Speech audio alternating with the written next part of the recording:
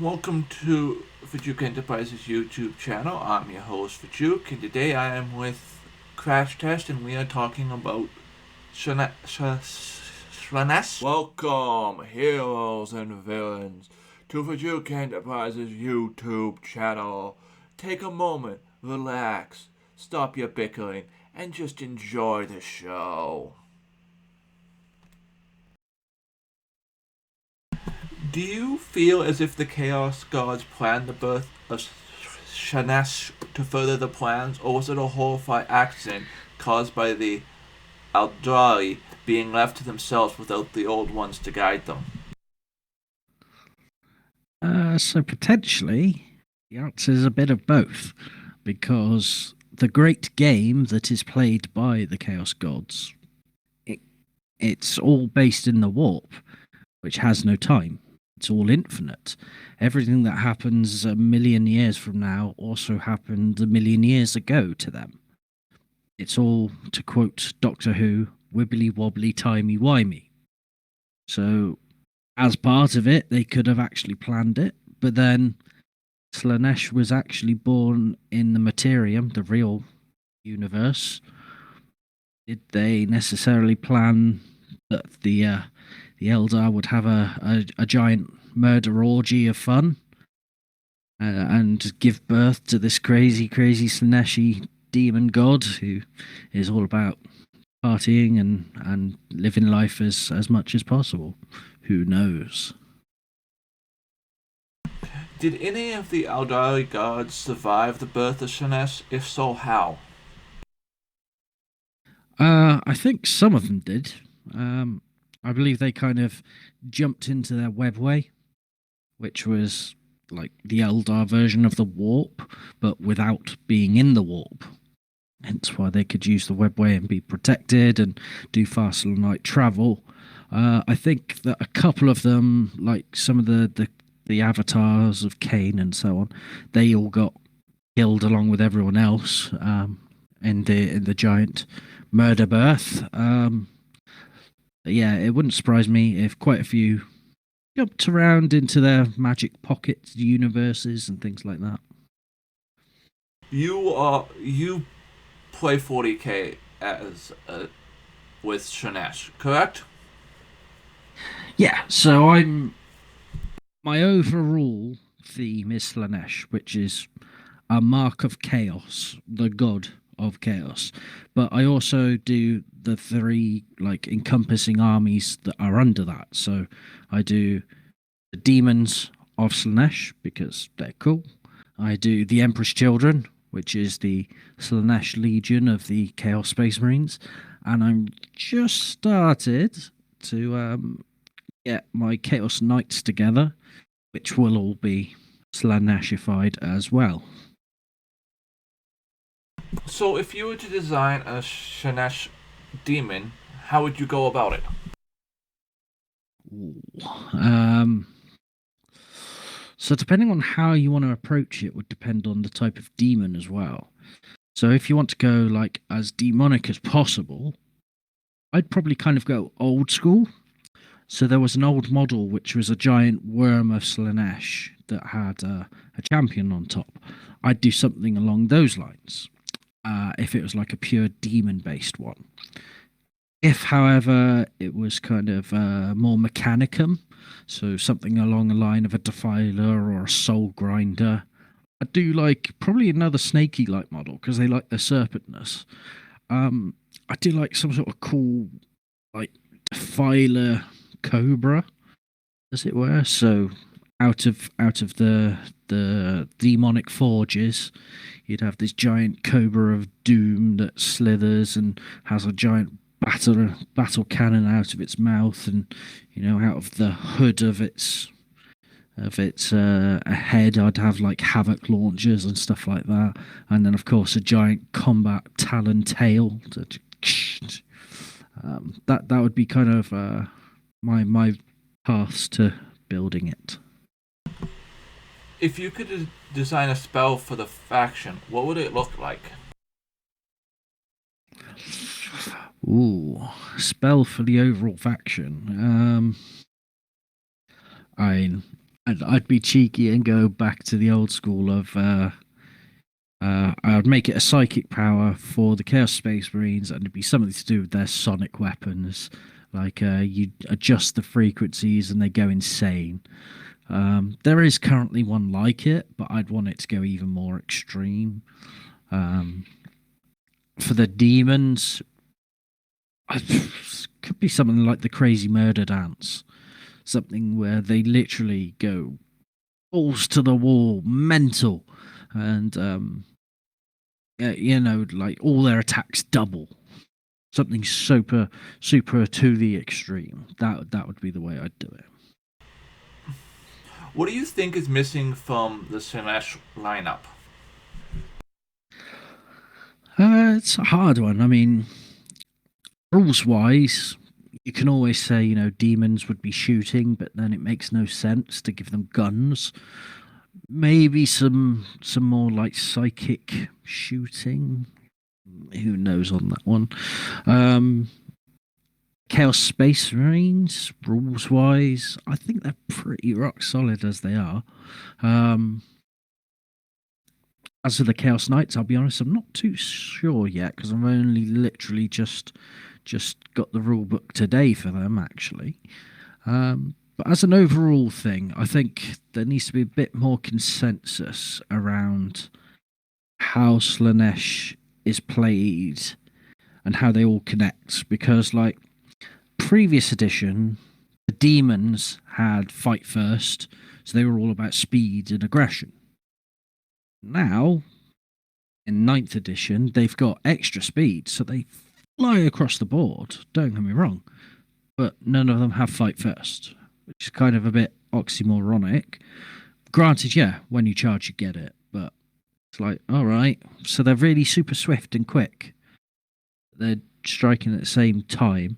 Meanwhile, the Chaos Space Marines, previous edition, they were just okay in combat. The Emperor's Children, pretty good. Now, however, they all have fight first.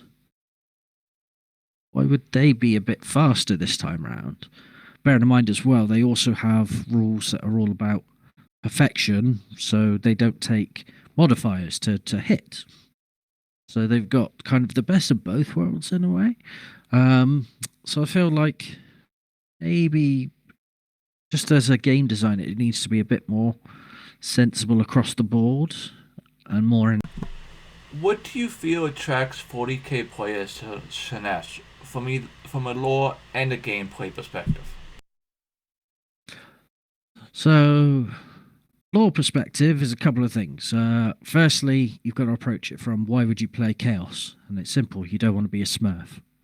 The poster boys of Warhammer have always been the Ultramarines, the Smurfs. Chaos players were all a bit rebellious, let's be honest. And then it's a choice of your gods. Do you want to be the angry chainsword bunny, Khorne berserkers? Do you want to be the smelly invaders, the Nurglings, the Nurgle followers? Do you want to be the space wizard? Ooh. Or do you want to be the crazy murder people? It's sex, drugs, and rock and roll. Of course, be Slaanesh. The other thing about also, if you want to be Slaanesh, is you've got to be a bit bonkers. Because let's be honest, you're a bloke. You've got your army that is fluorescent pink.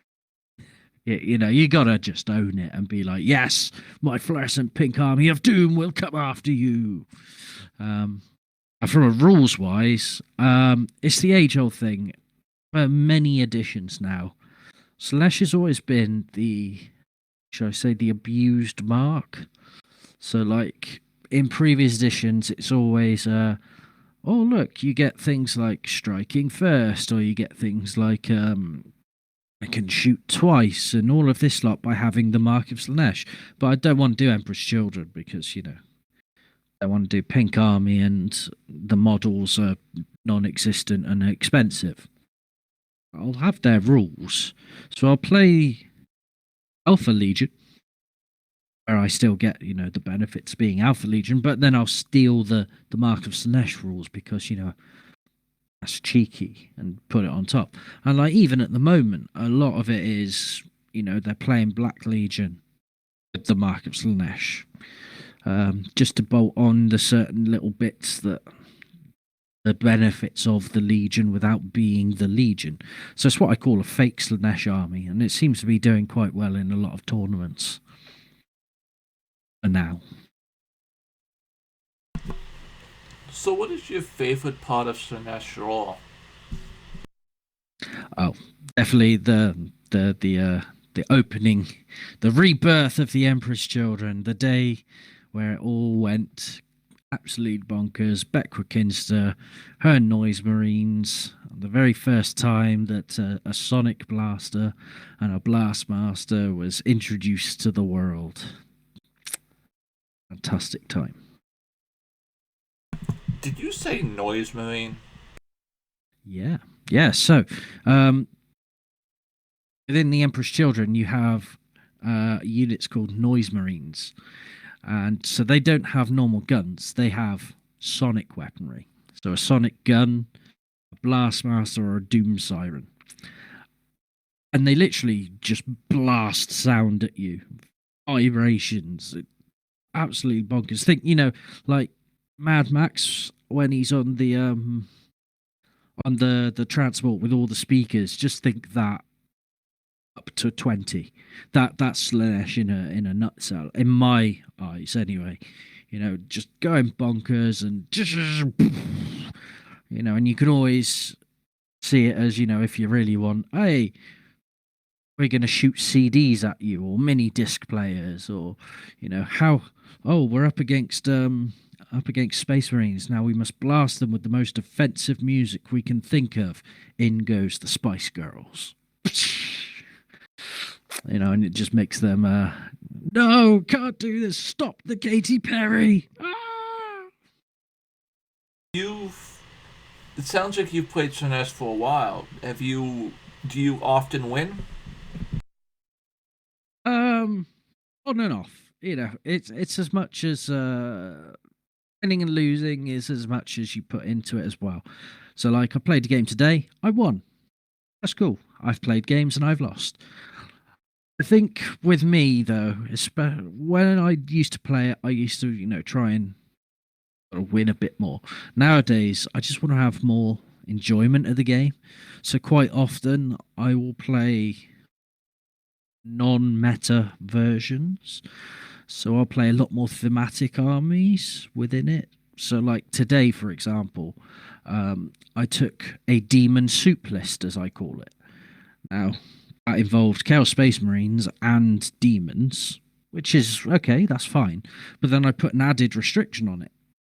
So within Chaos Space Marines, there are units that are demon kin. So they're basically kind of halfway between a Chaos Space Marine and halfway between a demon. And so I said, right, the entire army has to have demon and keyword. So that's a massive restriction, because that means like half the units in the Chaos Space Marine army can't be taken. Like Terminators, like Abaddon, like Chosen, things like that. I've just said, right, yeah, basically a load of top tier units I'm not going to use. Can't even take Noise Marines because they haven't got demon unit. Why? It's cool.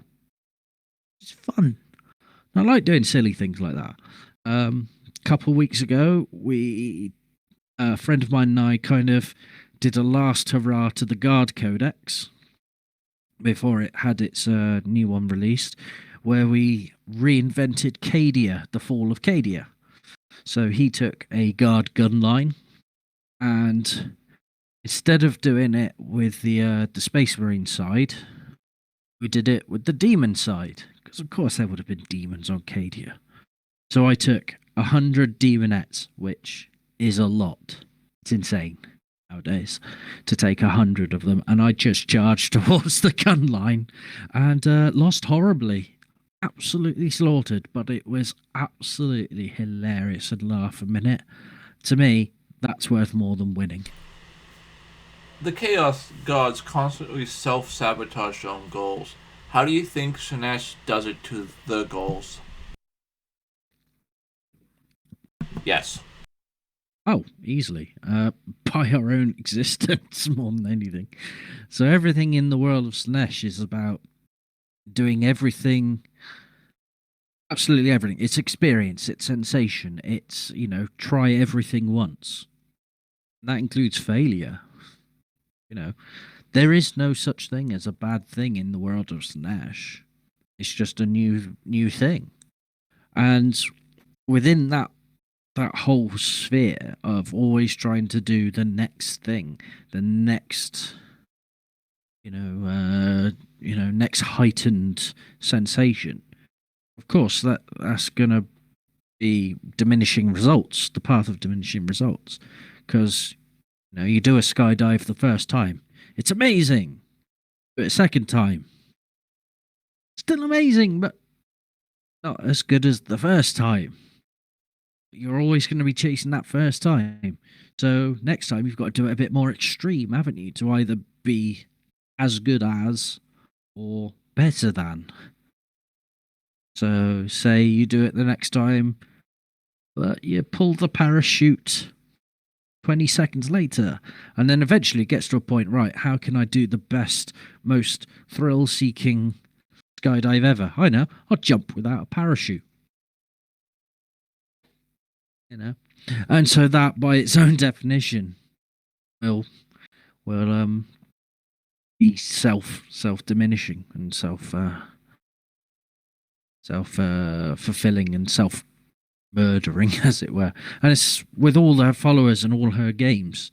Eventually, it gets to a point where to seek the next big thing will actually cause more damage than benefit. But of course, they don't see it as that way.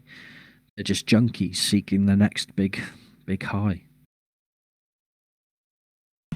If I recall, Chaos Guards are both the positive and the negative of what they stand for. So what's the positive of Slaanesh? So being the best at what you do.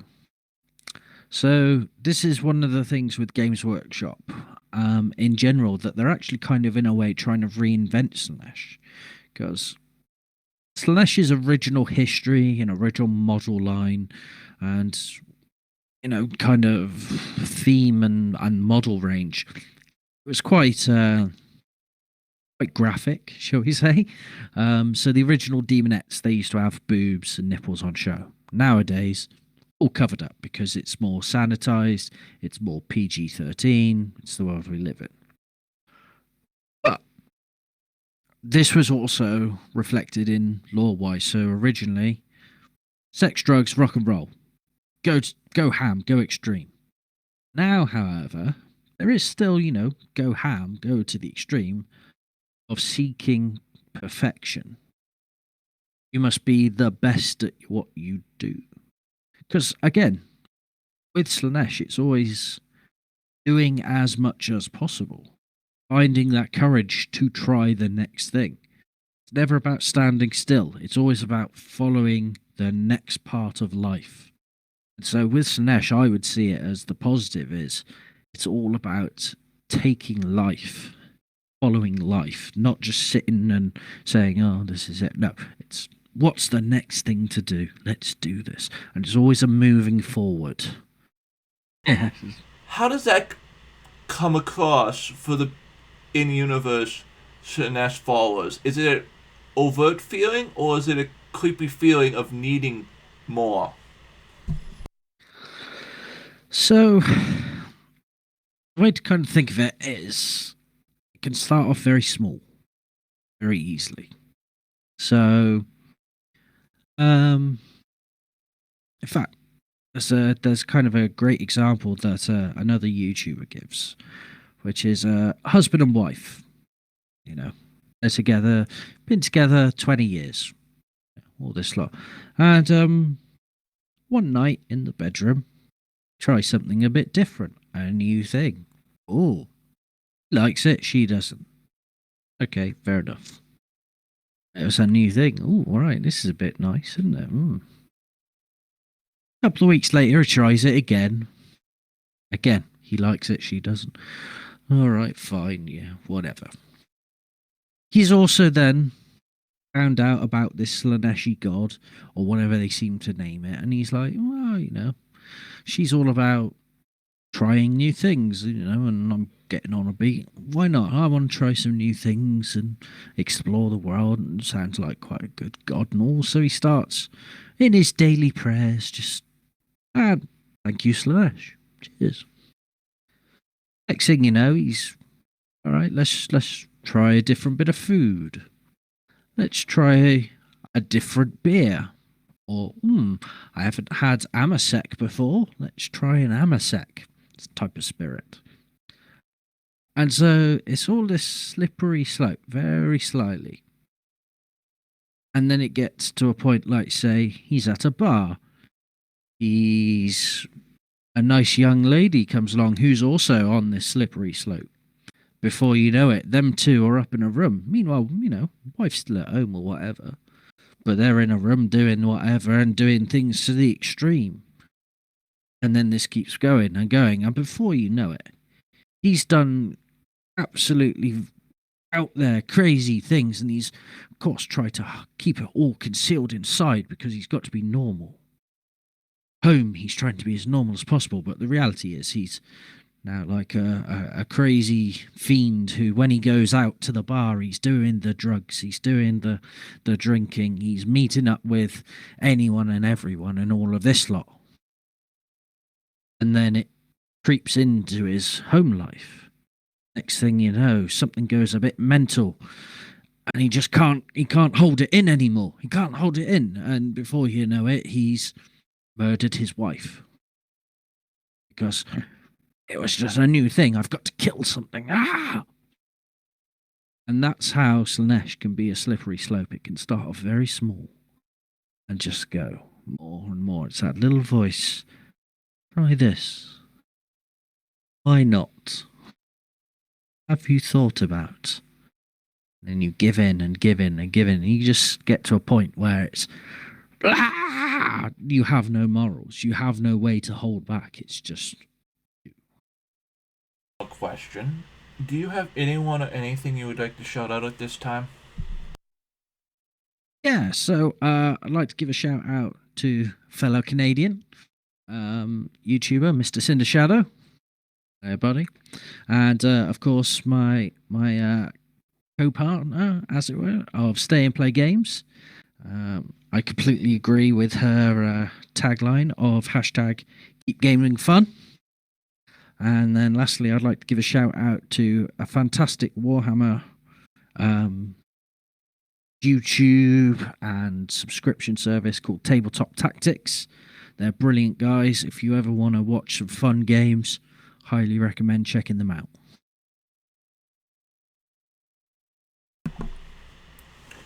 Don't forget to do all the YouTube things. Like, comment, subscribe, and stay sane out there.